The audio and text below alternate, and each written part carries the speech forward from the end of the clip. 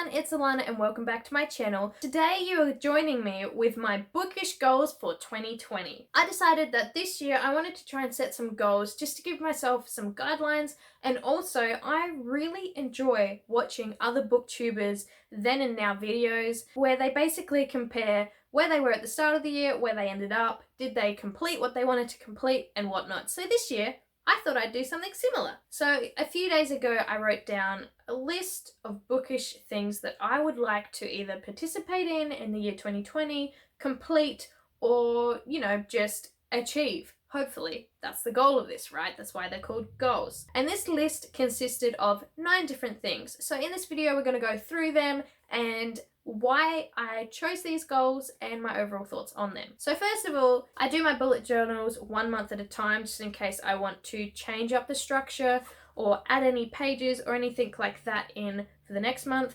But basically, at the start of this one, I have included my goals lists. So I thought if I put them at the front, I will see them every time I open this journal and it will hopefully push me to complete them. So the first goal on this list is to finish 50 books. In 2019, I ended up finishing 87 books, but I did also set my goal for 50 books. That was because I had finished uni and I didn't know where I would be work-wise, and I didn't know how much time I would have.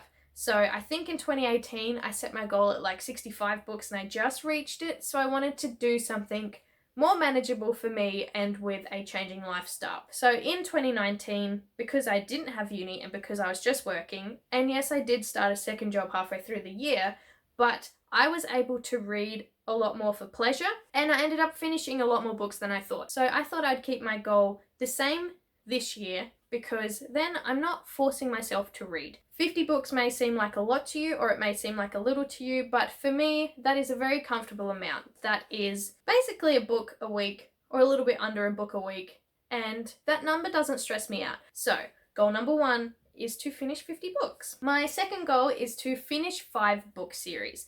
Now, the problem with me as a reader is I like to buy some books, true, but also, I don't tend to finish off a series as soon as I read the first one. So for example, I could go out and buy 3 different books that have been majorly hyped and that I have been wanting to read for a while, and then find out that they're all part of series, but I have all these other books that I need to read before I can buy another round of books. This is something that I want to get better at doing in 2020. So I've set the limit for completing 5 unfinished series on my shelves, but I hope to do more. Again, 5 to me is a reasonable number which won't stress me out too much and that I think I can achieve. I like to set achievable goals, basically. My third goal is to review at least 1 book a month because that is something that I am failing at. Now, whether this review be here on YouTube or on my own blog or even on the Nerd Daily, which is the website that I currently write for, but basically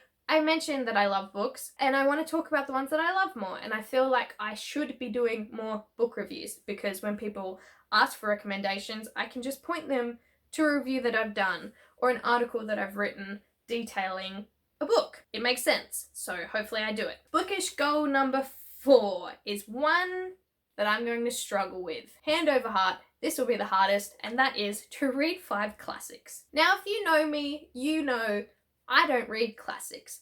I have said a few times before that I did a Bachelor of Arts at uni, double major, ancient history, the other side was English and writing, and I dodged reading classics. I think I read the Odyssey when I had to. There are a few ancient history texts that I had to read, which I did, not the whole way through, but I read parts of them. But I've never read Jane Eyre or Agatha Christie or any of those. I have read 1984 by George Orwell, and that was a ride.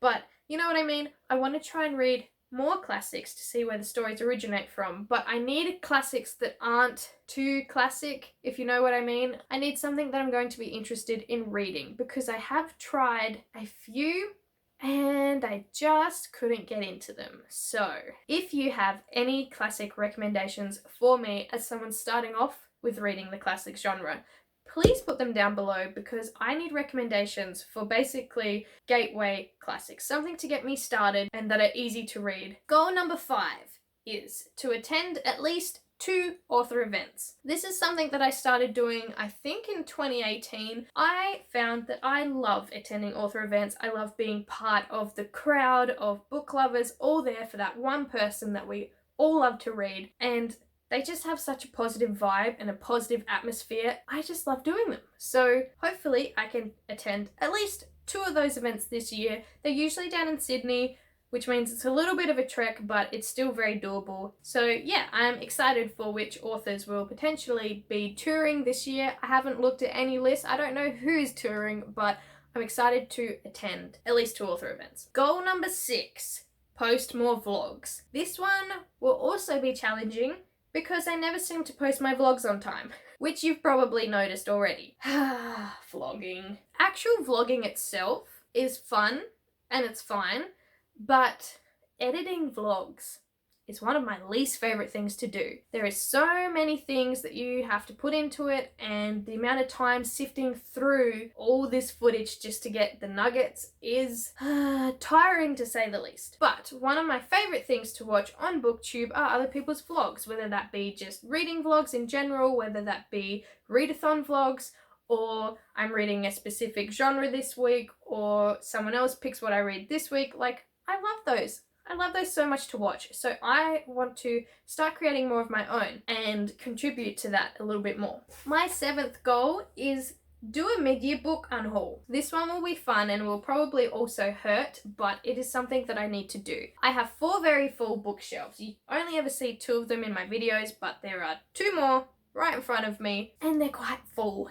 And it was a bit of a relief when in 2019 I did unhaul a bunch of books. I think I donated like 2 or 3 full bags, and it freed up my shelf space a lot, which is great. So I want to do that again. I want to get some of the books that I'm not loving off of my chest and away and donate them to people that do want to read them. And then goal number 8 is finish an author's backlist. This is something that I have been wanting to do for a while. Like with the vlogging videos, I also like when people do videos of one of their favorite authors and rank the books in what they loved the most to what they didn't so much, and basically discuss their favorite author's whole list of books that they've written. So with this one, I had a few different authors that I was playing with doing this with, but it just depends on how much of their books that I can read. One of those being Marian Keyes. She is a brilliant fiction author who writes just everyday stories but makes them